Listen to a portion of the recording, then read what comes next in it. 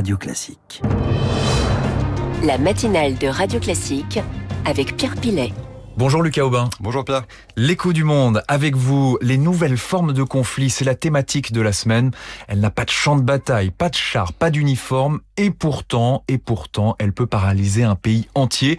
Aujourd'hui, on se penche avec vous, Lucas, sur la cyberguerre, face invisible de la guerre moderne, un conflit qui se joue dans les serveurs, les câbles sous-marins, les lignes de code.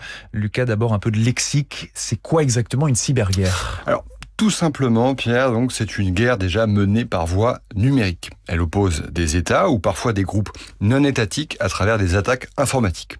Ces attaques peuvent viser des sites gouvernementaux, des infrastructures critiques, des hôpitaux, des banques, des réseaux électriques, bref, tout ce qui repose sur l'informatique, c'est-à-dire à peu près tout aujourd'hui, évidemment. Mais attention, ça n'est pas juste du piratage classique. La cyberguerre, c'est stratégique, coordonné, parfois destructeur. C'est par exemple ce qui s'est passé en 2010 avec le virus Stuxnet, développé par les États-Unis et Israël pour saboter les centrifugeuses nucléaires iraniennes. En fait, la cyberguerre est une arme à bas bruit, mais à haut impact. Mais quels sont les pays les plus actifs dans ce domaine aujourd'hui ? Alors, ils sont nombreux, mais quelques noms reviennent toujours. La Russie, la Chine, l'Iran, la Corée du Nord, les États-Unis, bien sûr, et dans une moindre mesure, Israël, la France ou encore le Royaume-Uni. La Russie, par exemple, est régulièrement accusée de cyberattaques massives. En Ukraine, depuis 2014, les systèmes informatiques ont été visés à grande échelle. Banques bloquées, sites gouvernementaux piratés, électricité coupée à Kiev en plein hiver. Et encore aujourd'hui, les cyberattaques font partie intégrante du conflit en cours. La Chine, elle, est très active sur le terrain de l'espionnage économique et industriel. De grandes entreprises dans le domaine de la tech, de la santé ou de la défense sont régulièrement ciblées pour du vol de données sensibles. Et puis, il y a des États plus discrets, comme la Corée du Nord, qui utilisent la cybercriminalité pour financer son régime. Alors, quels sont les risques concrets pour un pays visé ? Alors, ils sont nombreux, Pierre, et très variés. Une cyberattaque bien coordonnée peut pêle-mêle 1. Couper l'électricité, 2.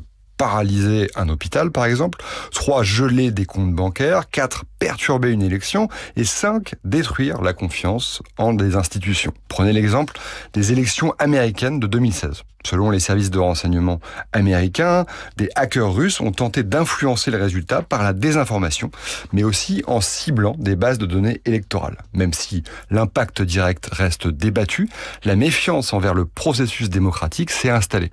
Et c'est peut-être ça, en fait, le plus dangereux, la perte de confiance. Plus récemment, en 2024, la France a été la cible de nombreuses cyberattaques en lien avec les Jeux Olympiques et Paralympiques. Selon l'agence Viginum, 43 opérations de désinformation en provenance de l'étranger ont visé l'événement, cherchant bien sûr à semer la confusion ou à discréditer l'organisation. En fait, à l'instar de l'air, de la terre, de la mer ou de l'espace extra-atmosphérique, le cyberespace est devenu un territoire de conflictualité comme les autres.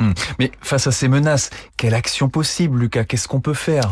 Alors la première chose, c'est reconnaître que le cyberespace est un champ de bataille à part entière. Aujourd'hui, des pays comme les États-Unis ou la France ont intégré le cyber dans leur doctrine militaire. Il existe des unités spécialisées, des exercices de simulation et même des ripostes numériques. Mais la difficulté, c'est bien sûr la traçabilité. Quand une cyberattaque est lancée, il est souvent difficile de savoir qui en est vraiment l'auteur. Les hackers utilisent des relais, des faux drapeaux, des serveurs détournés.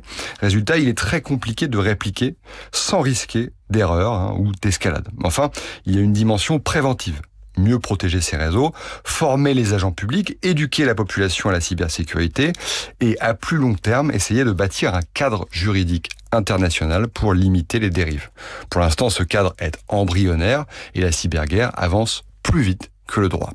En fait, la cyberguerre, c'est une guerre sans missiles, mais avec des conséquences réelles. Elle peut voler des données, saboter un pays, diviser une société, et surtout, elle peut frapper à tout moment. En somme, la cyberguerre ne fait pas de bruit, mais ses conséquences, elles, peuvent être explosives. Voilà pour la cyberguerre. Merci Lucas Aubin, les nouvelles formes de conflit.